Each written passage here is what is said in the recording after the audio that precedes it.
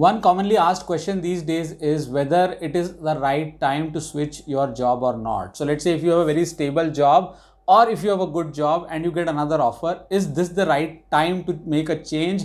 Why is this question getting asked is because there are so many layoffs going on. So people who are in stable jobs, they think that, okay, if I change my job and if 6 months down the line, the company that I joined does not do well and then they fire me, what will happen to me? So that is the kind of apprehension that a lot of people have in their mind, and that's why they ask me this question repeatedly. Can you help us decide whether it is the right time to switch or not? So there's no straight answer. The answer may vary from person to person, and here are 3-4 things which I suggest people should consider. Number one is you should do a little bit of research about the company that you're going to join, especially if it is a small company or a startup. Please look out for things like, since how long are they in the business, what kind of product, solution or service do they provide, what kind of customers do they have, what is their current business scenario, which means are they making profit or are they making loss. So this will kind of help you understand the kind of company that you're getting into. And all of this and most of this information is available on the internet openly. The best part in this research would be that if you are able to talk to somebody who is already working over there.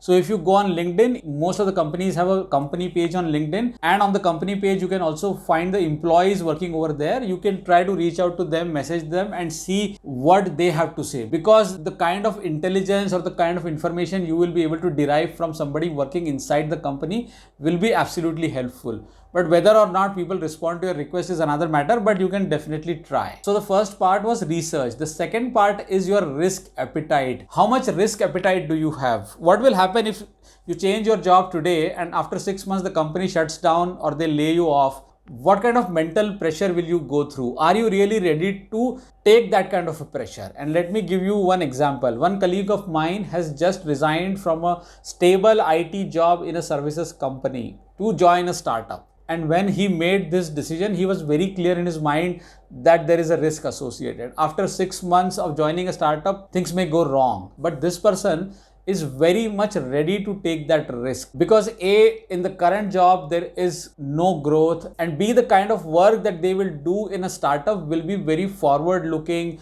more technical in nature, and that looks probably more promising with respect to the number of years left in the career. For somebody who has more than 20 years of experience, they also need to think that, okay, the next 10 to 15 years, how will we survive? So probably joining a startup at this juncture makes sense to this person whose ability to take risk is higher. But this may not hold true for everyone, because everyone has a very different financial background. The kind of responsibilities that you have are also different. So, one formula does not fit on everyone. So just be very sure of the risk appetite that you carry. So after risk and research, the third suggestion that I have is also try to uncover a lot of details about your role and responsibility during the interview process.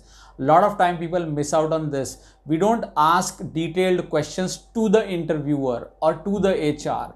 When you're going to join a new job, you should be curious about the kind of work that you will do. So you should ask questions to them about the kind of work you will do, about the kind of customers you will work with, about the time zone in which you will work, about the team in which you will work, how many people are there, for how long is this project going on, for how long will this project sustain, etc., etc. So you should definitely ask these kind of detailed questions, which will help you make a very good and informed decision. And last but not the least, ask yourself why. Even before you reach out to me or you reach out to anybody else, ask yourself, why do you want to make this change when you know that the job world is not that stable? You should have a strong enough reason to make this change. For example, your reason may be that your boss is not giving you support, your team is not supportive, your client is very aggressive, you are not getting mental peace working at this office. That is why you want to change. Then that is a very unique and genuine reason for you. Somebody else may or may not have that kind of a scenario. So your why should be strong enough, and more than anybody else, first you yourself should be convinced that yes, my reason is strong enough